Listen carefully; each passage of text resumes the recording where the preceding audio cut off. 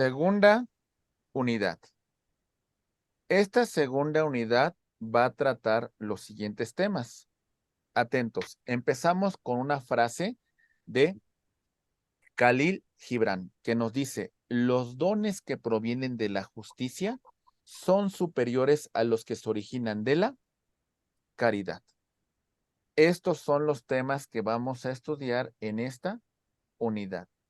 Esta unidad se intitula El lenguaje normativo y vamos a hablar de normas morales, de normas religiosas, de normas sociales, de normas jurídicas y las diversas acepciones que tenemos sobre la palabra derecho.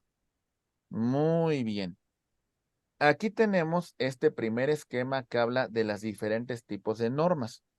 Empezamos por las normas morales, que estas provienen de nuestro interior y que nos ayudan a tomar decisiones entre hacer las cosas bien o también hacer las cosas mal, en que decidir conducirnos por el bien o actuar e infringir este tipo de normas. Las normas morales es como esa voz interna que Sí, todos tenemos, mis queridos abogados, esa voz interna que de alguna manera me llama dentro de mi interior y me pide actuar. Entonces, aquí lo vamos a ir destacando. Ahí va.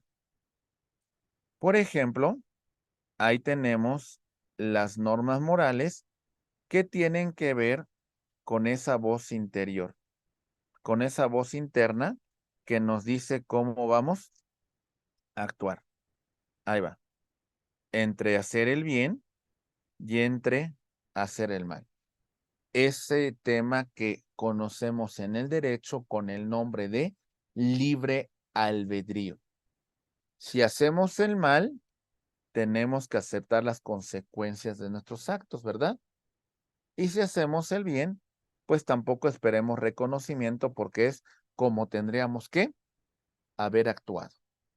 Bien, las características de las normas morales son las siguientes.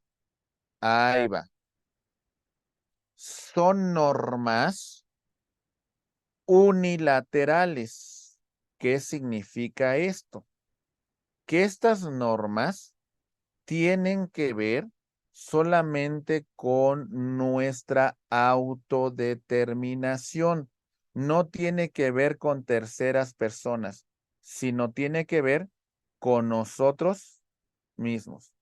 Aquí está este ejemplo de normas autónomas, normas unilaterales, porque nosotros vamos a actuar y el vínculo es con nosotros mismos, no requerimos la interacción de ningún tercero. ¿Vamos bien? Ok. Siguiente punto de las normas morales. Son incoercibles.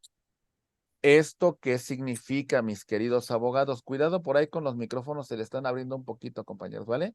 ¿Esto qué significa? Las normas son incoercibles porque estas normas morales no están sujetas a un castigo, no están sujetas a una pena. Entonces, no hay un castigo, no hay una pena. ¿Cuál creen que sea la consecuencia de no cumplir con normas morales? El remordimiento. Ese es el punto principal. Nos vamos a sentir mal porque no cumplí con la educación, con los valores que me dieron.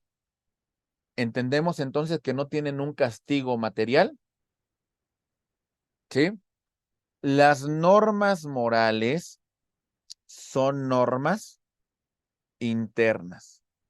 Es decir, no tienen que exteriorizarse. Hasta en un aspecto interno, incumplo con esas normas. Muy bien. Es decir, ni siquiera tengo que exteriorizarlo.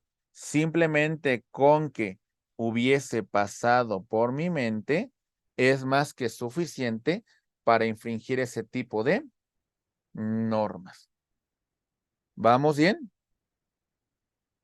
Ok.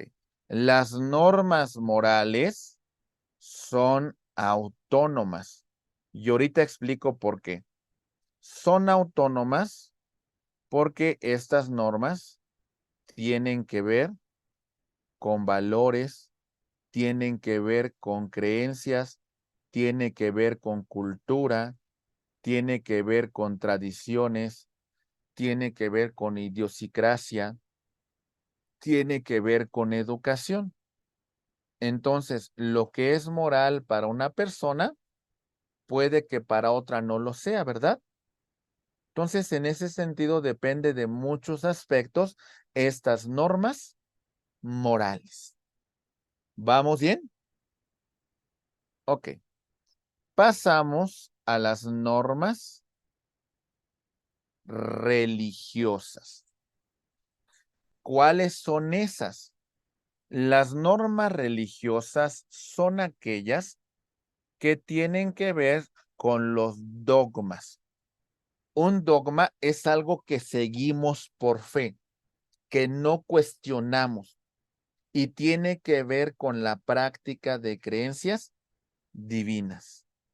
Entonces, en este punto, vamos a encontrar que estas normas religiosas tienen que ver con los valores, con los principios, con la religión, con la fe que me inculcaron. Ya sea que a lo mejor sea yo un cristiano, a lo mejor creo en Alá y su profeta Mahoma, creo en el Talmud, creo en la Torá, soy un judío, o también soy un budista y creo en Buda y creo en esta tradición de Oriente. Entonces, en este sentido, las normas religiosas es esa práctica de esa creencia divina, esa concepción que tenemos sobre un ser supremo, creador de todas las cosas. Muy bien. Las características de las normas religiosas son las siguientes. Atentos, por favor. Las normas religiosas son unilaterales. Muy bien. Entonces, en este punto, cuando nosotros oramos, así se encuentren 1,000,000 de personas reunidas, se supone que cada persona que ora hace una conexión directa con Dios. Entonces, es ese vínculo que el ser humano tiene directamente con Dios. Muy bien. Las normas religiosas no necesitan exteriorizarse, porque hasta con el pensamiento las podemos infringir, porque Dios es todopoderoso y está por todas partes, es omnipresente y sabe lo que pensamos. Muy bien.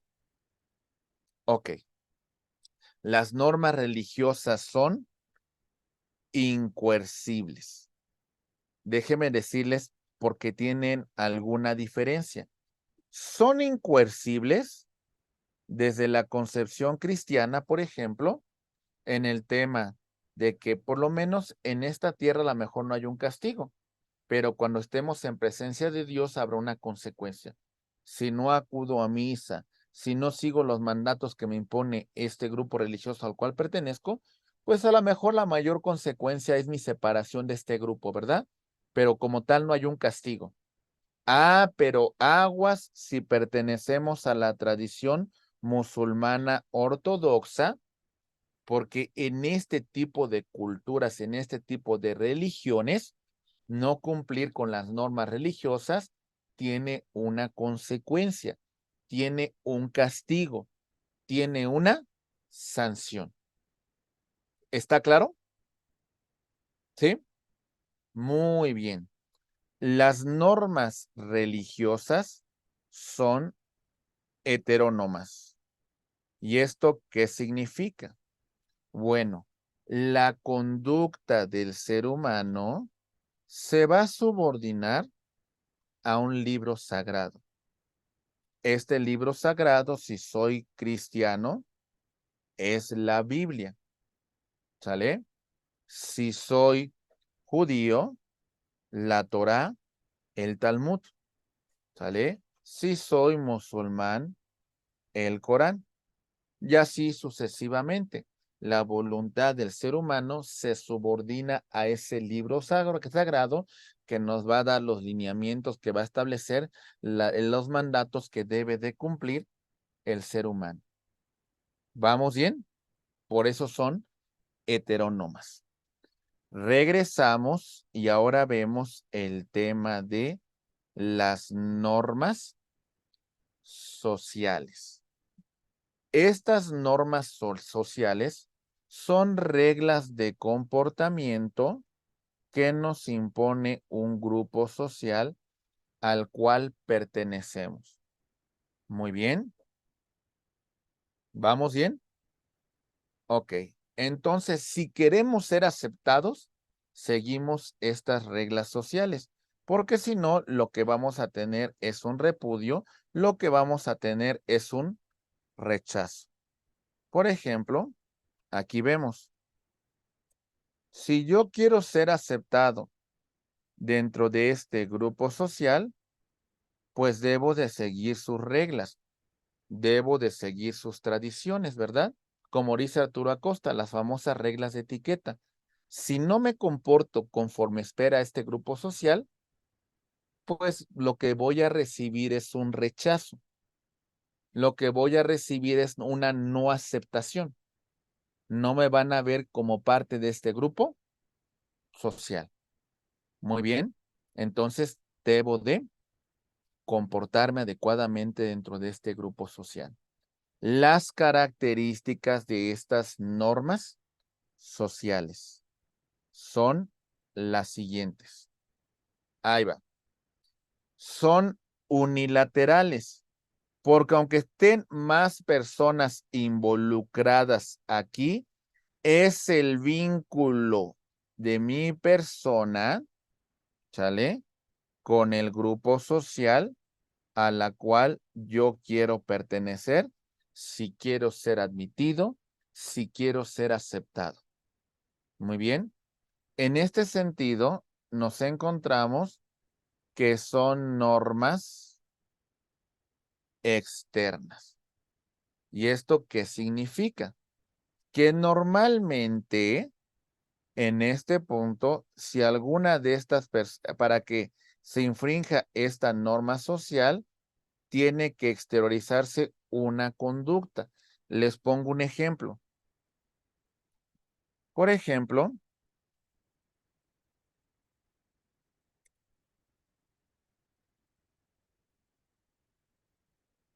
ahí va. Por ejemplo, estacionarnos en un lugar reservado para una persona que tenga capacidades diferentes. Si yo infrinjo esta disposición, pudiésemos decir que de alguna manera la consecuencia es el rechazo, es la no aceptación de nuestra conducta. ¿Por qué?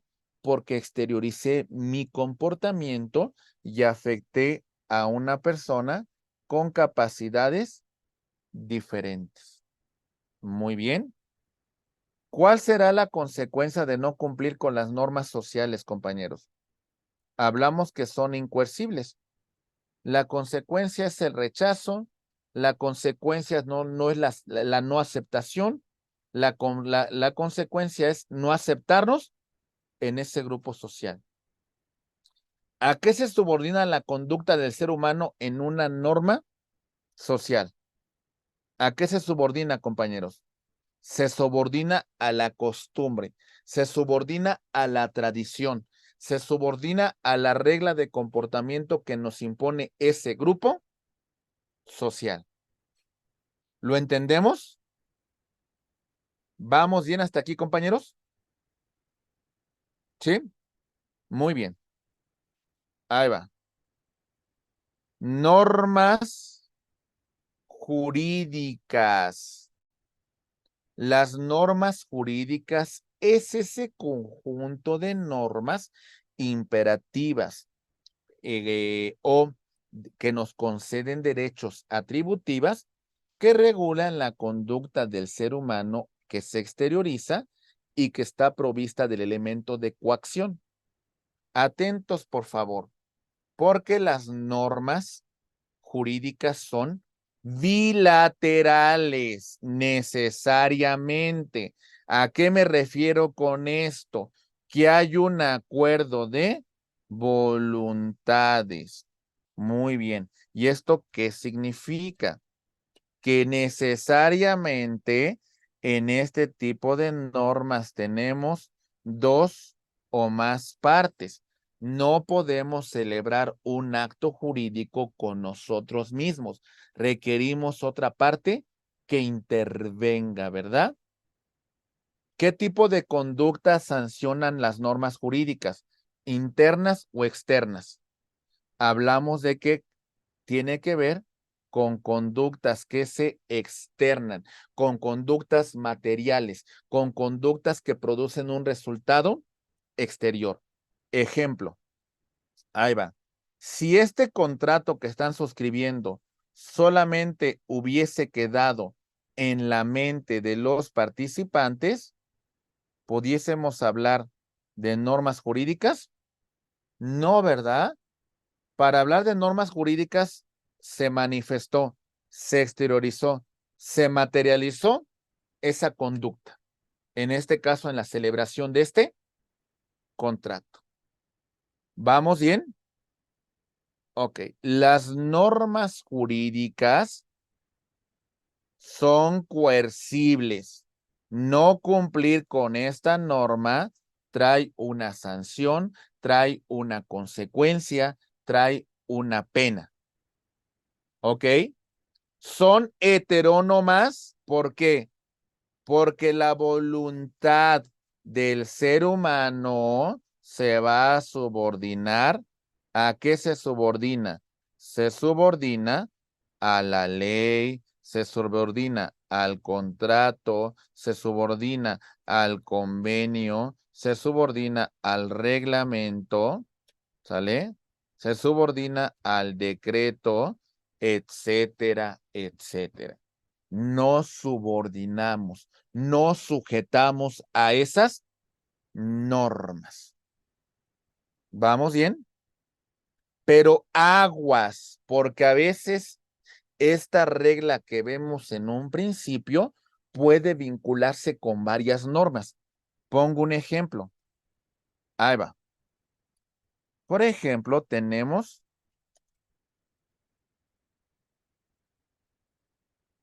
los mandamientos que Dios dio a Moisés en el monte Sinaí. Este tipo de normas, ¿qué tipo de normas es? Religiosas, ¿verdad? Dentro de estas normas religiosas hay un mandato que dice, no hurtarás. Esta norma religiosa que se encuentra en los 10 mandamientos se tradujo en una norma de derecho en la cual califica como una pena al delito de robo.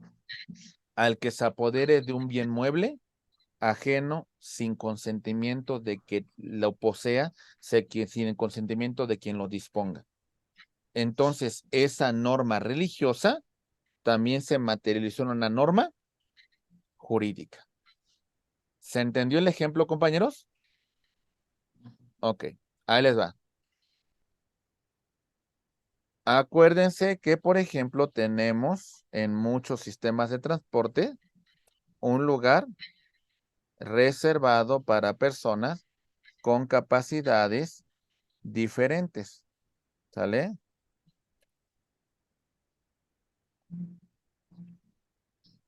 Ahí va. Entonces tenemos normalmente un símbolo que representa el derecho que tienen personas con capacidades diferentes. Si nosotros no seguimos esta regla a veces pasó de ser, cuidado con los micrófonos, compañeros, de iniciar como una norma social. ¿Qué creen que se hizo para hacerla eficaz? Se convirtió en una norma jurídica.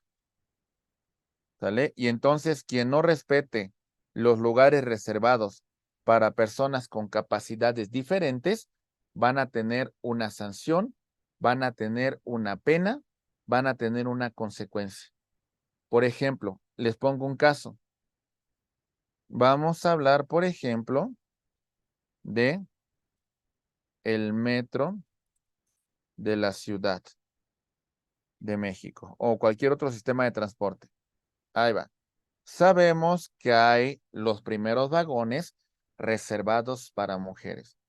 Y el reglamento interior el reglamento del metro habla de sanciones a aquellas personas que no respeten esta asignación de vagones. ¿Y esto qué significa? Que lo que empezó como una norma social, ¿en qué se convirtió, compañeros? Cuando ya hay una consecuencia, cuando ya hay una pena, en una norma Una norma jurídica. jurídica. ¿Sí? Empezó como una norma social, pero evolucionó en convertirse en una norma jurídica. ¿Quedó claro estos ejemplos, compañeros? ¿Vamos bien? ¿Sí? Muy bien. Entonces, nosotros tenemos que distinguir todo este tipo de lenguaje porque es fundamental entender la diversa clasificación de las normas. Atención con este tema que tiene que ver sobre las diversas acepciones de la palabra derecho.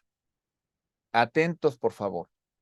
Cuando hago mención del derecho, sí, mi estimada Isis, ¿tienes alguna pregunta? ¿Todo bien? Quería ver si podía poner otra vez la imagen de los conceptos en donde estaban todas las normas, por Ok, favor. ahí va. Sí, ahí está. Dígame, ¿alguna duda en particular sobre estos conceptos? ¿En esta o Eh, la anterior? en la anterior, donde estaban los conceptos. Ok, ahí la regreso. A ver, ahora sí. Ahí va.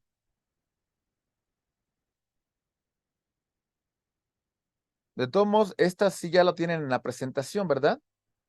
¿Sí? ¿Algún comentario que tengamos sobre esto, mi querida Isis? ¿Todo claro sobre este tipo de Sí, normas? es que estaba haciendo mis anotaciones y cuando llegamos a las normas jurídicas me había quedado una duda, pero ya la resolvió. Muchas gracias. Ok, muy bien, a sus órdenes, mi estimada amiga. Muy bien. Vamos a continuar, estimados amigos, entonces ahora con las diversas acepciones de la palabra derecho. Empezamos con derecho objetivo, subjetivo, adjetivo, sustantivo, vigente, positivo, etcétera, etcétera. Vamos a explicar el primero de ellos. Derecho objetivo. Conjunto de leyes, reglamentos, decretos creados de forma permanente y que son de origen en la Constitución por una autoridad competente y son obligatorios y vinculantes. A ver, voy a tratar de explicarlos de forma muy sencilla. Pongamos el siguiente caso. Atentos, por favor.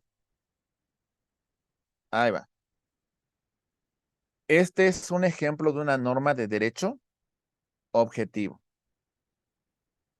¿Qué es lo primero que observamos sobre esta norma, mis queridos abogados? ¿Qué vemos? Aquí está. Es una norma que se encuentra plasmada en un código, en una ley. ¿Dónde tiene su origen? En la Constitución. ¿Quién la crea? Una autoridad competente para la creación del derecho. Ese es el derecho objetivo, el derecho escrito, el derecho tangible, el derecho que se encuentra plasmado aquí, en una norma. ¿Sale? Aquí lo podemos visualizar. Creo que esta se ve transparente, pero bueno, ahí lo tenemos, en una norma. Muy bien. Ese es el derecho objetivo. A lo largo de sus clases, ustedes van a estudiar con una norma de derecho objetivo. Ahí está. ¿Vamos bien? Pero el derecho objetivo no sirve de nada si no lo llevo a aplicaciones prácticas. Entonces, a través del derecho subjetivo, vamos a ejercitar un derecho, vamos a ejercitar una determinada conducta que nos impone la norma. Pongo un caso. Ahí va. En esta norma, empezamos con el derecho objetivo. En esta norma de derecho objetivo, se dice que la autoridad no puede generarnos actos de molestia en nuestro domicilio. Y nos dice la norma, si la autoridad va a generarnos un acto de molestia, tiene que fundar y motivar su actuación. Esto, en primer lugar, sería derecho objetivo. Atentos.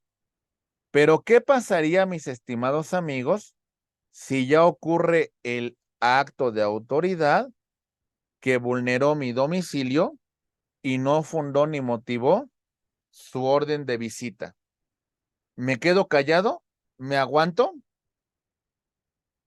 Ok, entonces ahora vamos a pedir que la aplicación del derecho. En este caso, cuando hacemos referencia con la aplicación, ¿a qué estamos refiriéndonos, compañeros? ¿Al derecho? ¿Qué? Objetivo. Subjetivo. ¿Se entiende sí o no, compañeros? En las universidades, ¿qué normas vamos a utilizar? Objetivo. En la práctica diaria, ¿qué tipo de derecho vamos a aplicar? Subjetivo. Subjetivo. Dice Ricardo Verdugo, nos menciona, por ejemplo, el derecho de hacer un testamento, el derecho de casarse. Ahí está. Si yo quiero saber los requisitos del matrimonio, lo reviso ahí, en la norma de derecho objetivo. Ahí está muy bonito. Pero ¿qué tal si llega el día que ahora sí me quiero casar y debo de cumplir con esos requisitos que dice la ley? Y entonces me sujeto a la norma. Hablamos de norma de derecho subjetivo. Subjetivo. ¿Se entiende? Bien. Más o menos sería lo siguiente. A ver si con este comentario nos queda un poco más claro. Ahí va. Por ejemplo, vamos a hablar un poco de cocina. Aquí está muy bonita mi receta. La receta sería una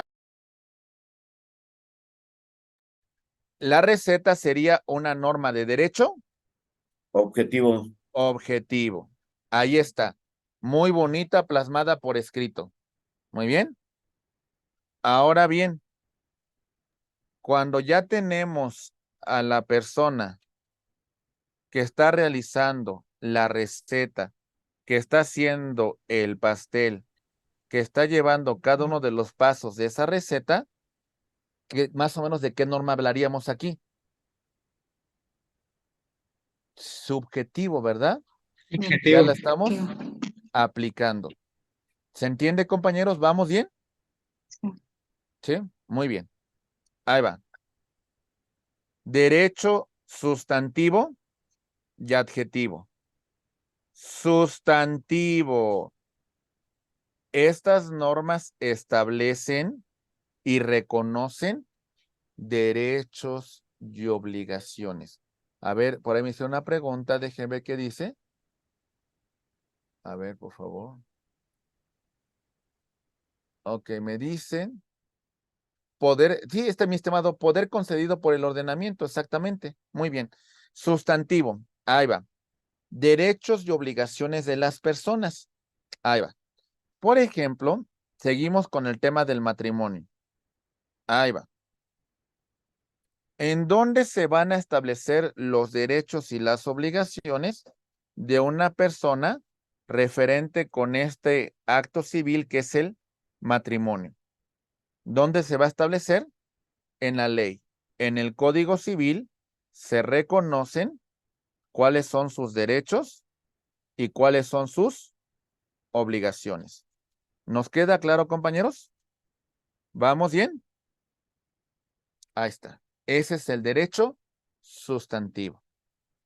Ahora bien, ¿qué pasaría si esta pareja decide disolver su matrimonio? Aplicamos el derecho adjetivo.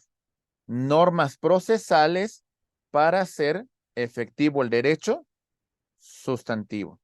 Es decir, esta pareja ya decide que no va a continuar con su vínculo y entonces va a iniciar un proceso de divorcio para disolver el vínculo existente entre ellas. Hacemos mención del derecho adjetivo. ¿Nos queda claro? A ver, otro ejemplo. Ahí va. Estas partes están celebrando un contrato de compraventa. ¿Sale? ¿Dónde se establecen los derechos y obligaciones derivados de este contrato de compraventa? En el derecho sustantivo o adjetivo. Sustantivo, ¿verdad? ¿Y qué pasa si tenemos al vendedor que se compromete a entregar la cosa, pero el comprador no paga la cantidad de dinero que se estipuló? ¿Cómo hacemos cumplir el derecho sustantivo, compañeros? ¿A través de qué? Julio César, ¿me dice usted que a través de qué? ¿Del derecho? Adjetivo, ¿verdad? Porque no podemos cobrarnos a lo chino, ¿verdad? Tenemos que iniciar un proceso para exigir el cumplimiento de la obligación. Entonces, el derecho adjetivo son normas procesales. Aguas. Entiendan ustedes esta clasificación. Por ejemplo, ahí les va. Vamos a hablar de la materia civil.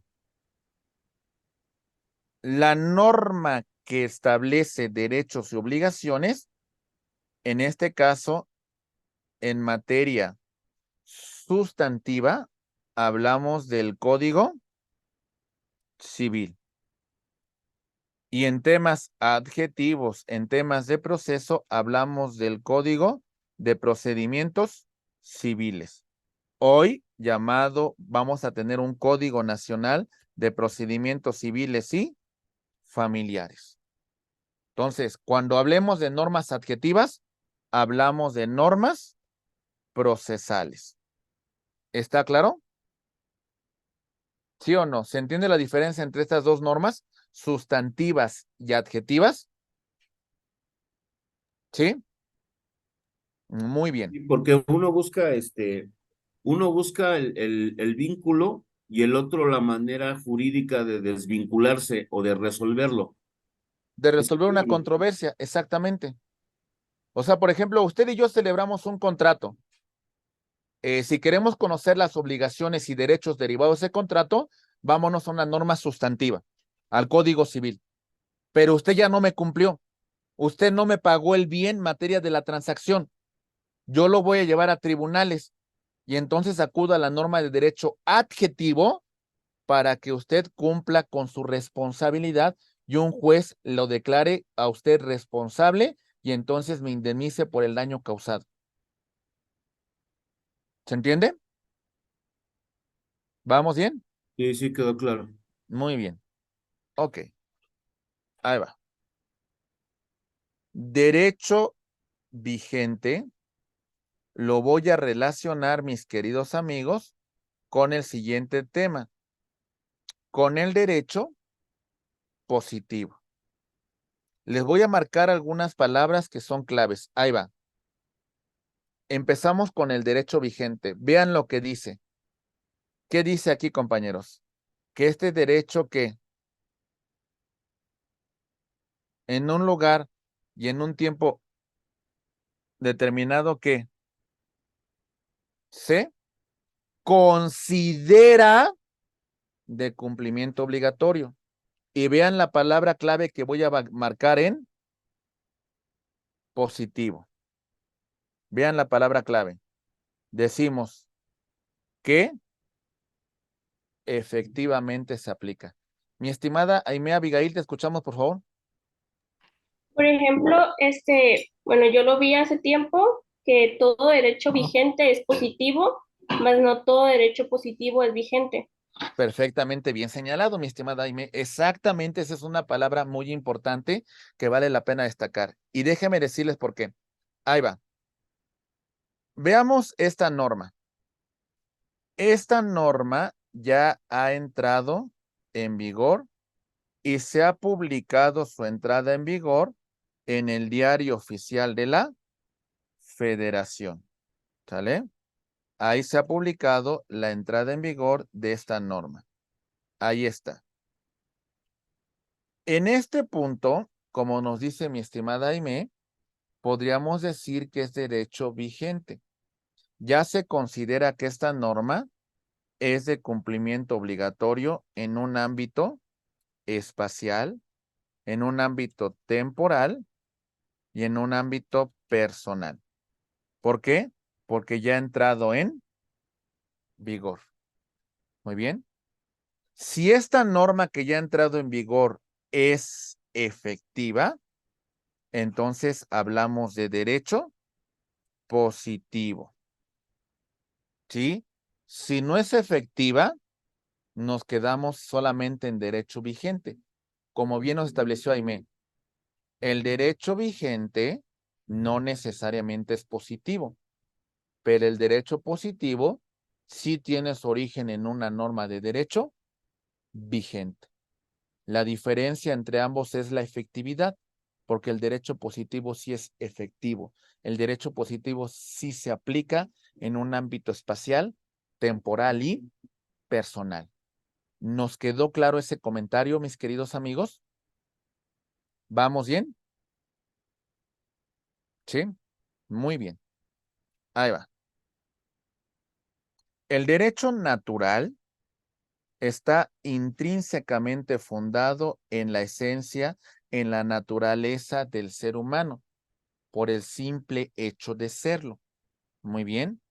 El derecho público ya mencionamos que constriñe en la actividad entre entes públicos y si interviene un particular, el ente público es gobernante y el particular es gobernado. Y en el derecho privado hacemos el comentario de que todo tiene que ver con los particulares y si el Estado interviene, va a actuar en la misma posición que un particular. Bien, esta fue una unidad corta y vamos a ver la retroalimentación.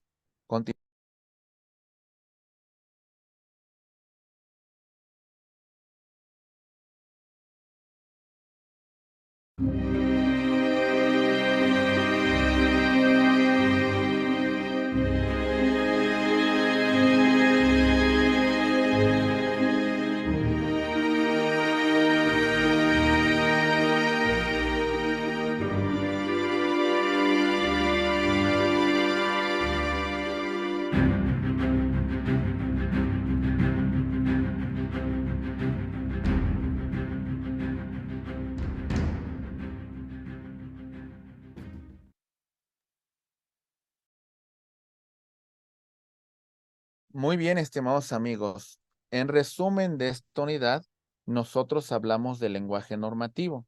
Distinguimos entre las normas morales, las normas religiosas, las normas sociales y las normas jurídicas. Cuando hablamos de las normas morales, hablamos de esas reglas de comportamiento, esa conducta que proviene de nuestro interior, que nos ayuda a tomar decisiones entre el bien y entre el mal. Las normas religiosas tienen que ver con el dogma, con la aplicación de creencias divinas, con la configuración de que entendemos que existe un ser supremo, creador de todas las cosas, ¿verdad? Las normas sociales son impuestas por el grupo social al cual nosotros pertenecemos. Y si queremos ser aceptados, la vamos a seguir. Las normas jurídicas, ya mencionábamos el aspecto que tienen estas normas como un conjunto de normas que impone derechos, que concede obligaciones, que regula la conducta externa del ser humano y que están provistas del elemento de coacción. Es importante que nosotros distingamos las principales características de cada una de estas normas. Ahora bien, cuando hablamos de las diversas acepciones de la palabra derecho, distinguimos varios aspectos. Por ejemplo, este derecho escrito, este derecho que ha entrado en vigor de conformidad con el Diario Oficial de la Federación, que su origen se tiene en la Constitución y es elaborado por una autoridad competente como el Congreso de la Unión, en este aspecto hablamos del derecho objetivo. Si lo vamos a aplicar a un caso en particular, entonces ahora sí hablamos del derecho subjetivo, el derecho aplicable, el derecho material. Muy bien. Acuérdense que el derecho sustantivo reconoce derechos, pero también nos impone obligaciones, que en caso de incumplimiento vamos a aplicar al derecho adjetivo, reglas de naturaleza procesal. Muy bien. El derecho vigente es aquel que ha entrado en vigor y se considera de aplicación en un ámbito espacial, en un ámbito temporal, en un ámbito personal. Y si esa norma es efectiva, si esta norma realmente es aplicable, hablamos de derecho positivo. Muy bien. Ok. Estimados amigos, con esto concluimos la segunda unidad y empezamos, mi querido licenciado Álvaro, con...